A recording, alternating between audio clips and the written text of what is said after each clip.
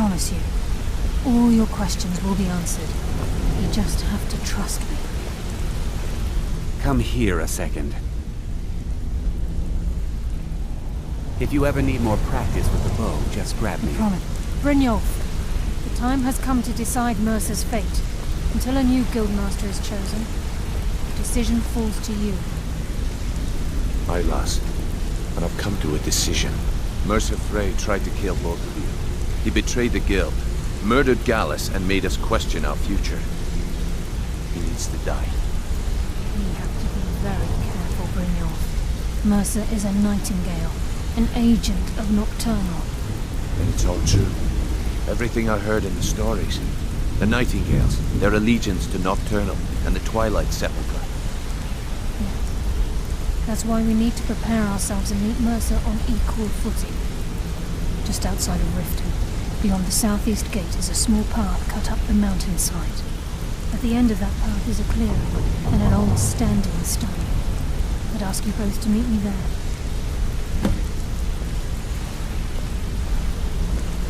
I have some preparations of my own to make.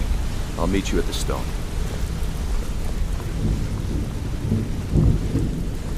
What's going on?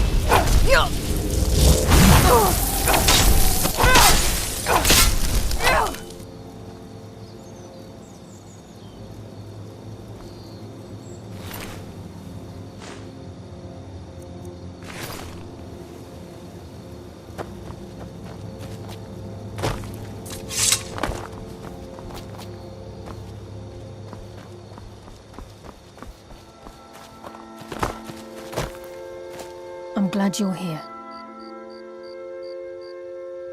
This is the headquarters of the Nightingales, cut into the mountainside by the first of our kind. We've come to seek the edge we need to defeat Mercer Frey.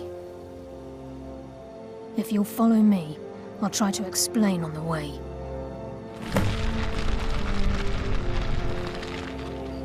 This way, please.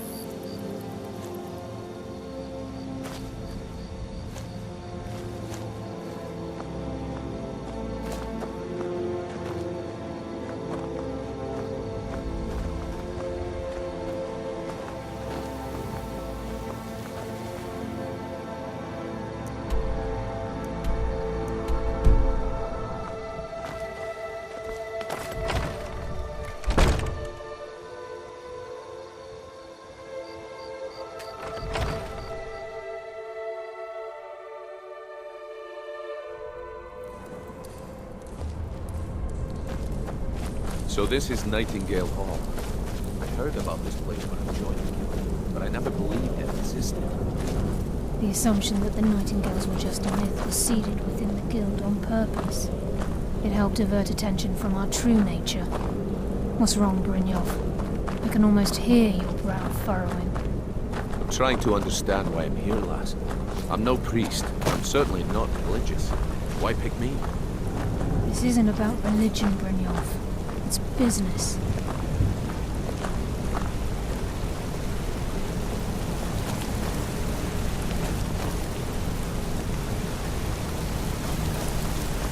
This is Nightingale Hall. You're the first of the uninitiated to set foot inside in over a century. Now, if you'll both proceed to the armory to don your Nightingale armor, we can begin the oath. This is enough to make your head spin, eh? You appear hesitated on your motorway.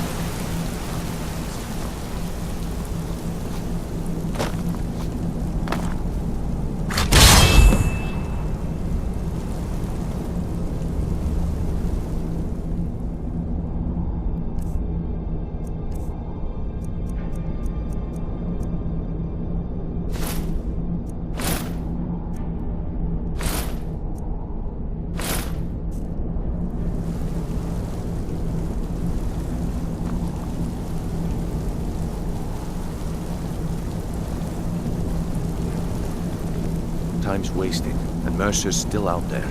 Let's get this show on the road. You appear ready for the oath.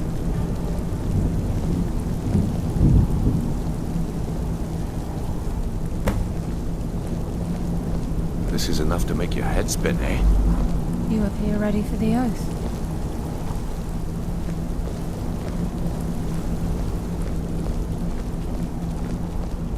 You appear ready for the oath.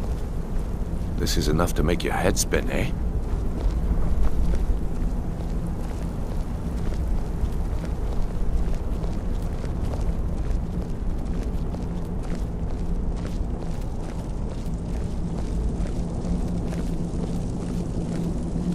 Okay, lass. We've got these get-ups on. Now what? Beyond this gate is the first step in becoming a nightingale. Whoa there, lass. I appreciate the armor, but becoming a nightingale? That was never discussed. To hold any hope of defeating Mercer, we must have Nocturnal at our backs. If she's to accept you as one of her own, an arrangement must be struck. What sort of arrangement? I need to know the terms. The terms are quite simple, Brynjolf. Nocturnal will allow you to become a nightingale and use your abilities for whatever you wish. And in return, both in life and in death, you must serve as a guardian of the Twilight Sepulchre. Aye, there's always a catch. But at this point, I suppose there isn't much to lose. If it means the end of Mercer Frey, you can count me in. What about you? Are you ready to transact the oath with Nocturnal? Good. After I open the gate, please stand on the western circle. Time's wasting, and Mercer's still out there. Let's get this show on the road.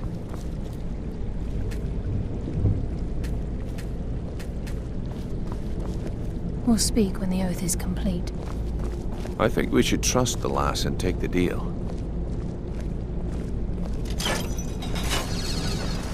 We'll speak when the oath is complete.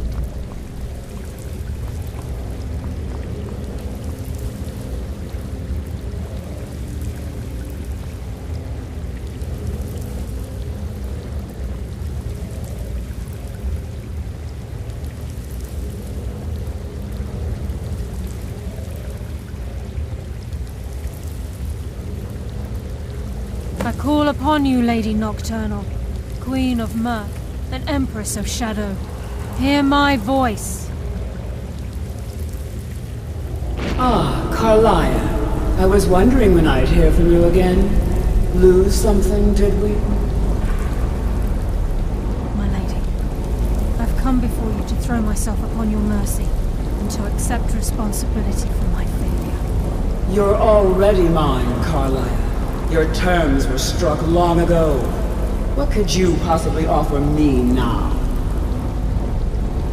I have two others that wish to transact the oath, to serve you both in life and in death. You surprise me, Carlia. This offer is definitely weighted in my favor. My appetite for Mercer's demise exceeds my craving for wealth, Your Grace. Revenge. How interesting. Very well. The conditions are acceptable. You may proceed. Lady Nocturnal, we accept your terms. We dedicate ourselves to you as both your avengers and your sentinels.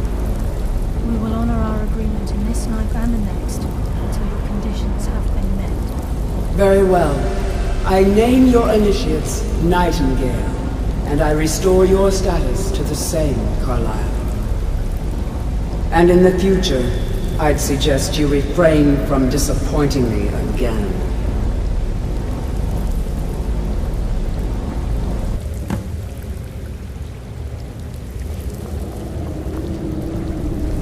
Now that you've transacted the oath, it's time to reveal the final piece of the puzzle to you. Mercer's true crime. Mercer was able to unlock the Guild's vault without 2 keys because of what he stole from the Twilight Sepulchre, the skeleton key.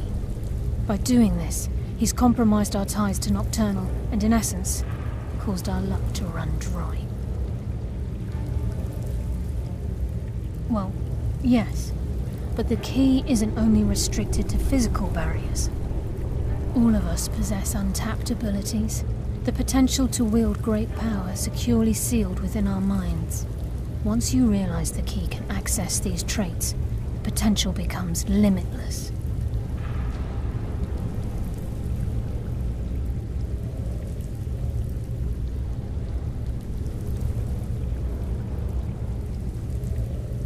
Good. Then you understand why this is about more than just Mercer's lust for power. If the key isn't returned to its lock in the Twilight Sepulchre, things will never be the same for the Guild. As time passed, our luck would diminish to the point of non-existence, and whether you know it or not, our uncanny luck defines our trade.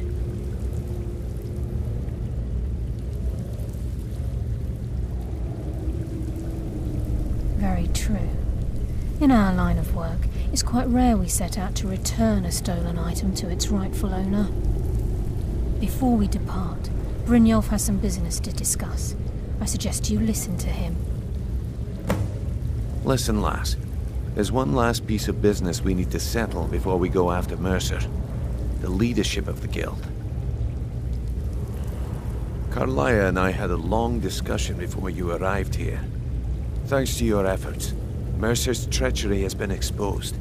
After we deal with him, all that remains is restoring the Guild to its full strength.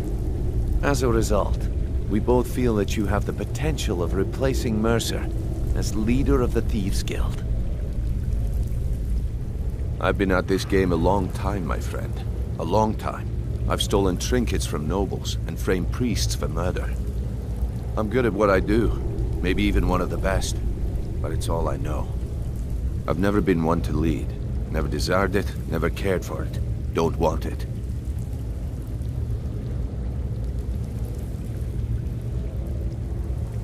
Well, we have a bit of an errand to run before your coronation, so don't get sentimental on me now. Then it's decided. When this is all over and Delvin's contacts assure me that we've regained our footing in Skyrim, we'll handle the details. Until then, we have quite the task ahead. I've been poring over the plans you brought us, and I'm convinced the eyes of the Falmer are in the Dwarven ruins at Erkenthand. Carlia and I will meet you there. Prepare yourself, lass. This will be a fight to remember.